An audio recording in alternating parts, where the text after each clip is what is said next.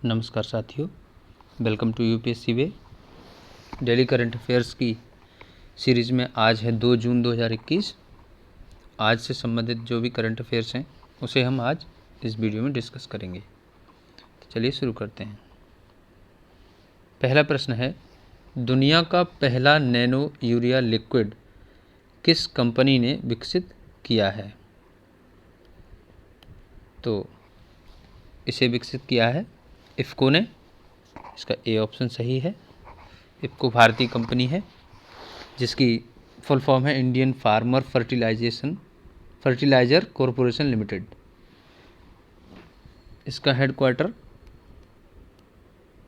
दिल्ली में है और इसकी स्थापना 1967 में हुई थी।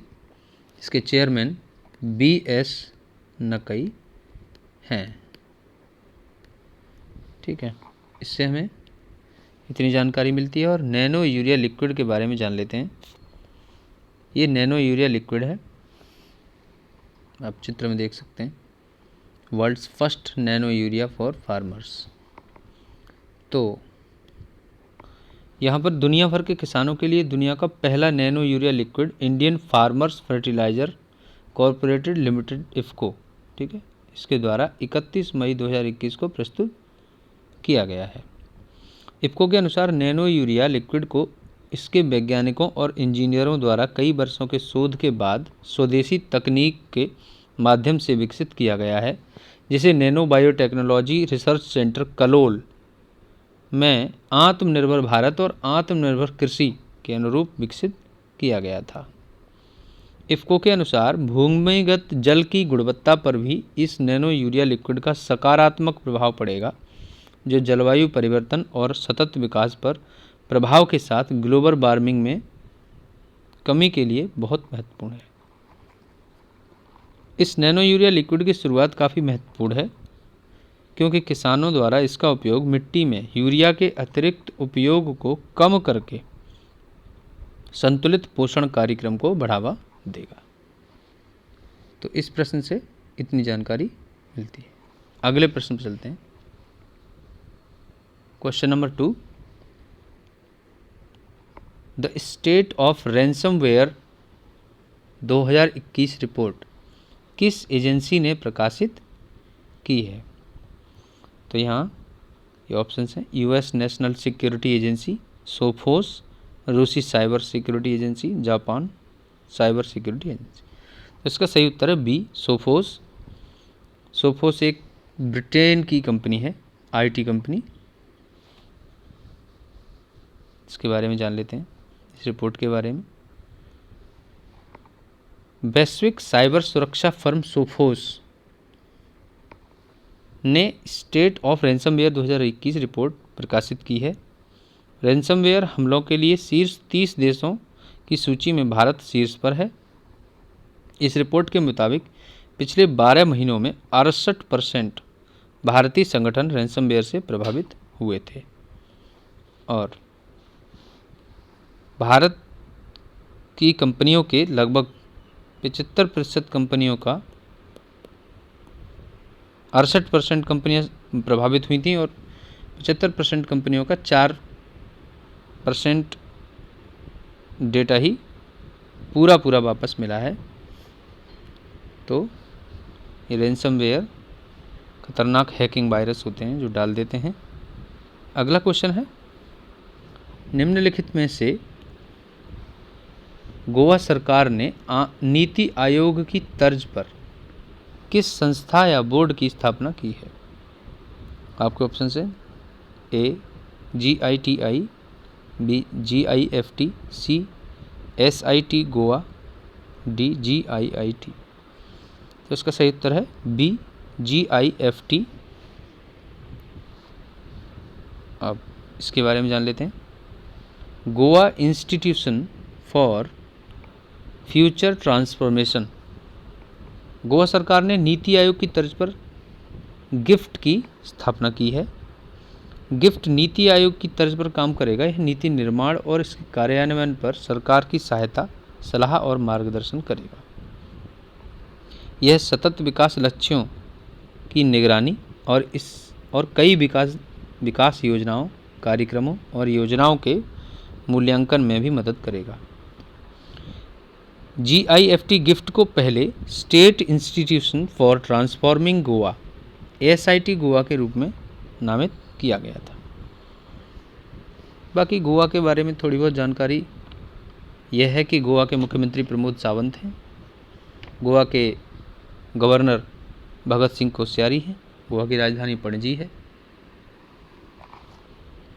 तो अगले प्रश्न पर चलते हैं। अगला प्रश्न है, WHO वर्ल्ड हेल्थ ऑर्गेनाइजेशन ने भारत में पाए जाने वाले कोविड-19 वेरिएंट को क्या नाम दिया है? तो अभी हाल ही में वर्ल्ड हेल्थ ऑर्गेनाइजेशन ने, विश्व स्वास्थ्य संगठन ने कोविड-19 के कुछ नए वेरिएंट्स हैं उनका नाम दिया है। तो इन्हें alpha, beta, delta, gamma, kappa इन नामों से इन्होंने डेजिग्नेट किया है। तो भारत के इस कोविड-19 वेरिएंट को डेल्टा कहा है इन्होंने। तो WHO की बात है तो WHO का हेडक्वार्टर जेनेवा स्विट्ज़रलैंड में है। इसकी स्थापना 1948 में हुई थी और WHO ने हाल ही में वर्ल्ड नो तंबाकू day, world no tobacco day मनाया है। इसकी थीम थी commit to quit, commit to quit 2021 के लिए। इसके बारे में और जानकारी ये है, विश्व स्वास्थ्य संगठन WHO ने ग्रीक वर्णमाला के 4 अक्षर अल्फ़ा, बीटा, डेल्टा, गामा वैश्विक चिंता के उभरते कोरोना वायरस वेरिएंट को लेबल करने के लिए कई नामों की सिफारिश की है। इसने भारत में पाए जाने वाले B.1.617.2 वेरिएंट को डेल्टा नाम दिया है और UK में पाए जाने वाले वेरिएंट को अल्फ़ा नाम दिया है। भारत में एक और वेरिएंट पाया गया है जिसको इन्होंने कप्पा नाम दिया है। अगले प्रश्न पर चलते हैं।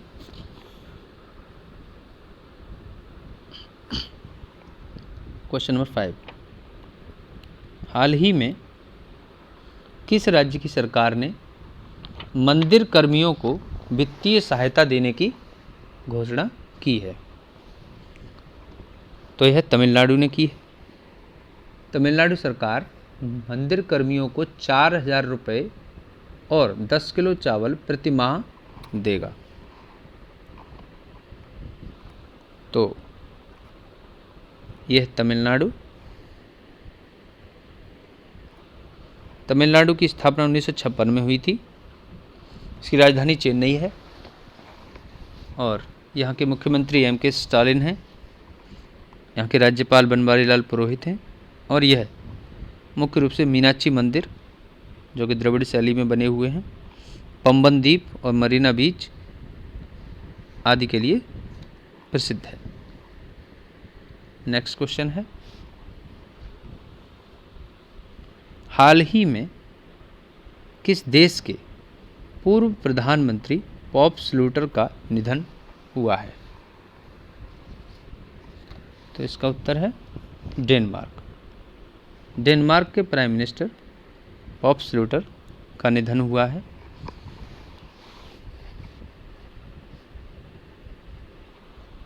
ये है पॉप स्लूटर।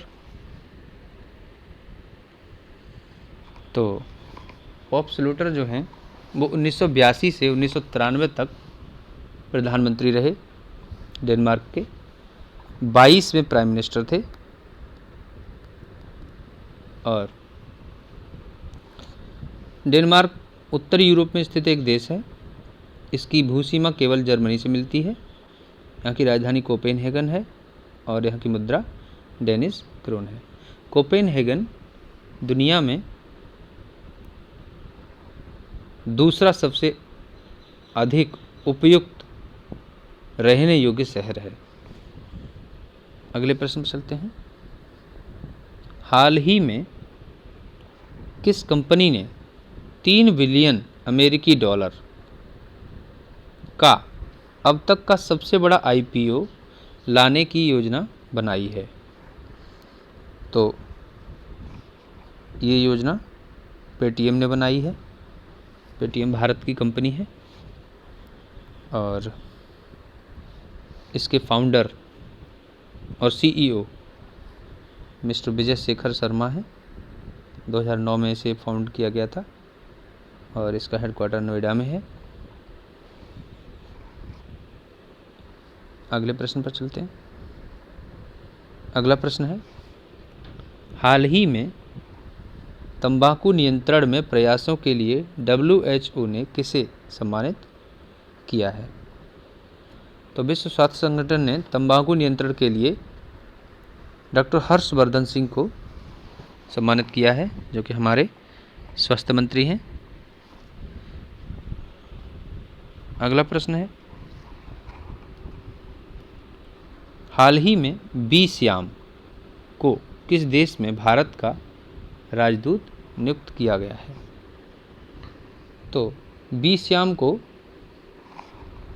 आइसलैंड गणराज्य में राजदूत नियुक्त किया गया है भारत की तरफ से।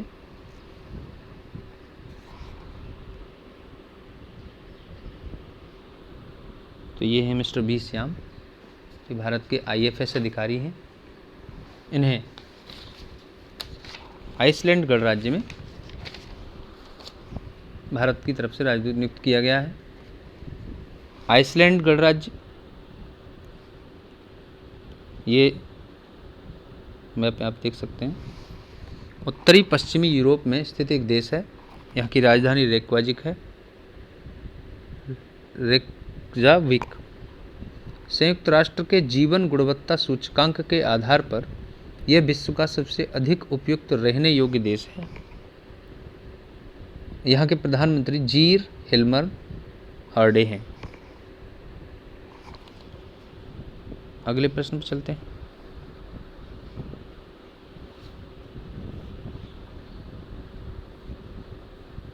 अगला प्रश्न है, हाल ही में सावरकर एक कॉन्टेस्टेड लिगेसी 1924-1966 नामक पुस्तक किसने लिखी है? तो इसका उत्तर है सी, विक्रम संपत। विक्रम संपत एक इतिहासकार हैं और एक लेखक हैं, जो कि बेंगलोर के रहने वाले हैं। इन्होंने सावरकर, विनायक दामोदर सावरकर की जीवनी के बारे में किताबें लिखी हैं। कल हमने आपसे पूछा था कुनो नेशनल पार्क किस राज्य में स्थित है? उसका सही उत्तर है मध्य प्रदेश। जिन लोगों ने इसका सही उत्तर दिया है उन लोगों को धन्यवाद।